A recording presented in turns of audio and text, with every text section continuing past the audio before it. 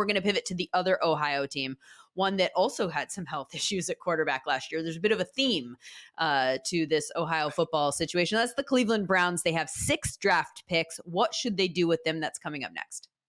Welcome back, Lindsay Rhodes and Solomon Wilcots here from the Believe Fantasy Football Show and Believe in Bengals, respectively. Taking a look at the NFL draft coming up on Thursday. Can't wait. We are taking a look specifically at how the 2 pro football teams in Ohio might approach this draft. We've already talked about the Bengals. Now it's time for the Browns, for whom actually, Solly, the draft will start on Friday. They are in yet another year where they don't have a first-round pick. Yeah, look, they gave up a lot, a king's ransom to get Deshaun Watson. And all he's done is played in 12 games over the last 3 seasons. 6 games last year, 6 the year prior to that, and none in 2021. But he did show signs of shaking off the rust last year. He was 5-1 in the 6 games that he did play. And that team was starting to gain some rhythm. And look, they're armed, I believe, with the best defense, bar none, in the National Football League. They rank top 5 across every single metric in the PFF database. And so what Jim Schwartz did with this defense is turn them into a great defense. They went from good to great, and I think they've got a Hall of Famer in Myles Garrett. And so now they just need really someone to show up at the quarterback position because they made some moves this offseason that I think should make this offense even better around the quarterback. Yeah, from a football standpoint moving forward, I think it all kind of revolves around whether or not the quarterback can perform up to the standard that you're expecting. In terms of the draft, this isn't a team that has a whole lot of capital with which to work. They only have 6 points. According to Tankathon, in terms of the draft value of those picks, they are dead last in the NFL in terms of draft capital. 3 of those 6 picks are in the 200s. And the first pick, as we mentioned, isn't until the back half of the second round. They're getting used to waiting in drafts. If they do make that pick at 54, it'll be the earliest that they've picked in a draft since 2021. Their first picks in the last 2 drafts didn't happen until round 3. So they do have experience navigating these specific waters from an approach standpoint. How do you think that they will approach these picks this year? Well, yeah, I mean, look, it's really slim. I think they're going to have to allow this draft to really come to them. When you only have 2 of the first 100 picks, I think they're going to look at maybe one of those picks and look, we already used one on Jerry Jeudy. And I think they're going to be happy with the fact that they gave up a pick to get Jerry Jeudy, to bring him over from the Denver Broncos, pair him up with Amari Cooper, another Alabama Crimson Tide wide receiver who's, I think, lived below maybe the expectations of what we thought we were going to get from Jerry Jeudy when he came out of the 2020 draft. So now they're looking at linebacker. They're looking at defensive line. They can use some depth on their offensive line. I think the offensive line is set. But remember, they dealt with some injuries in that area last year.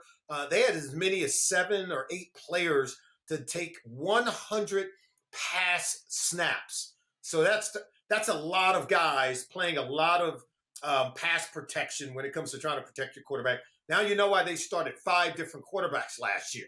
It was like a revolving door on that offensive line. So I think they'll look to add some depth there as well. But they're going to have to wait and see what the draft gives them because they don't have a pick until, 54th on Friday. So they're going to have to wait to see how that board slides still. But think offensive line, defensive line, and maybe even a linebacker. With regard to the offensive line, I think that I agree with that as a potential approach in terms of planning for the future. Wills is in the last year of his contract. Conklin doesn't have guaranteed money after this year.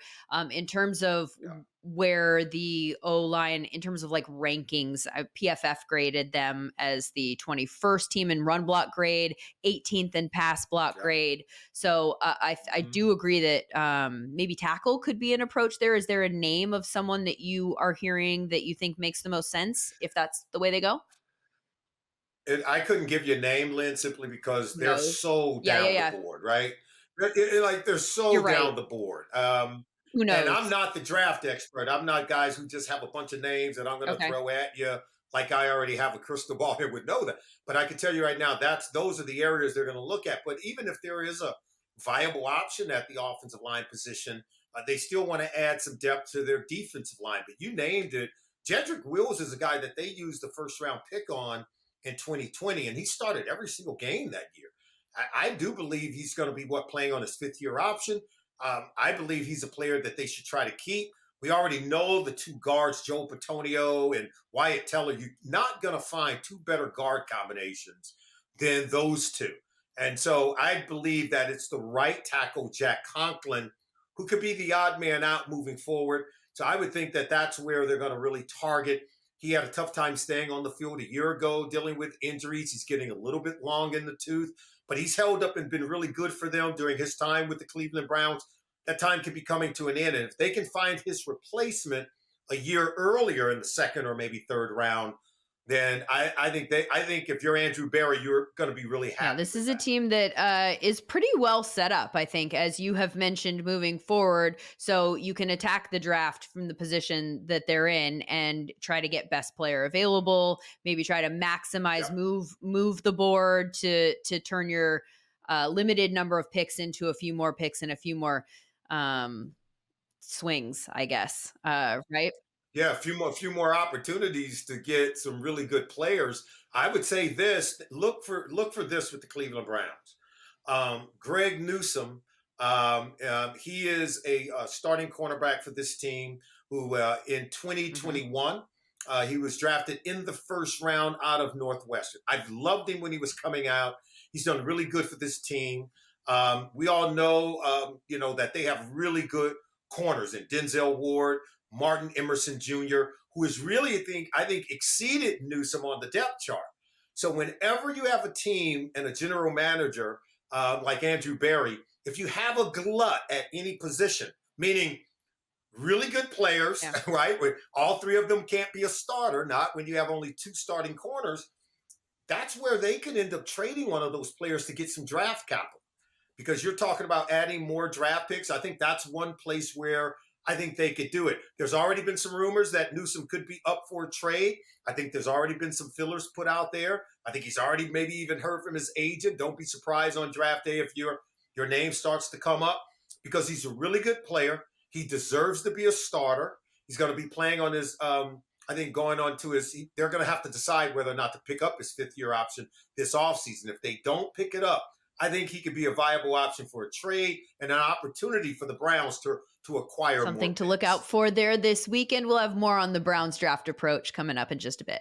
Welcome back, Lindsay Rhodes and Solomon Wilcots, trying to figure out what the Browns might do with their limited draft resources. Touched on a few position groups that they might focus on maybe earlier in the draft.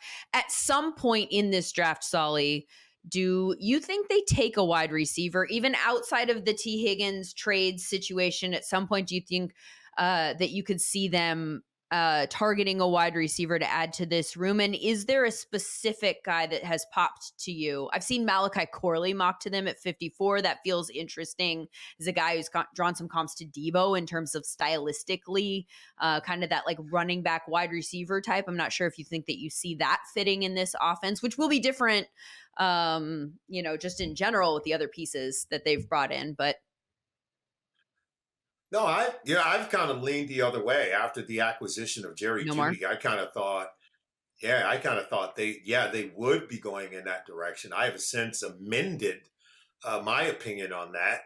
I think Jerry Jeudy is a day 1 starter for this team. I think they're going to get great production out of him. He's the guy that can lift coverage. He's got the speed. He can get vertical. We already know Amari Cooper can get vertical. You saw the year that Amari Cooper had. He had his best year this year with the Cleveland Browns, but he's always been a good player, whether he was with the Raiders, whether he's with the Dallas Cowboys. And it maybe took Joe Flacco to help him achieve at that level. And that's where they've got to really be able to blend. You got to get Deshaun Watson going, because Elijah Moore can work the slot. You got Jerry Jeudy outside. You got Amari Cooper outside. And don't forget about David Njoku. He's emerged as a weapon. To go with another wide receiver with your 2nd round pick, when you're already limited in picks, it certainly doesn't scream an area of need, right? So the only way that I could see Andrew Berry doing that is if there's a player at the wide receiver position that, and of course we've got a lot of really good ones in this draft, but if there's a player that he didn't even think would be there with the second overall pick at 54th overall. And who that might be, I couldn't tell you, but it would have to be someone that he had rated so much higher, maybe in the first round, who's still sitting there, that there's no way you can pass him up when they do have other needs that have to be addressed. All right, that's going to do it for us today. For more on the Browns, check out the Dog Check podcast with Eric Metcalf, part of the Believe Football family, as is Believe in Bengals with Solomon. And if you're interested in what any of these moves mean for your fantasy team, you can check me out on the Believe Fantasy Football Show with Michael Fabiano. Draft, again, coming up this Thursday, 8 p.m. Eastern on ESPN, ABC, and NFL Network. And we will be waiting with bated breath to see what these teams do, Solly. Yes, we will. Thanks, Good times. Liz. Thanks for joining us.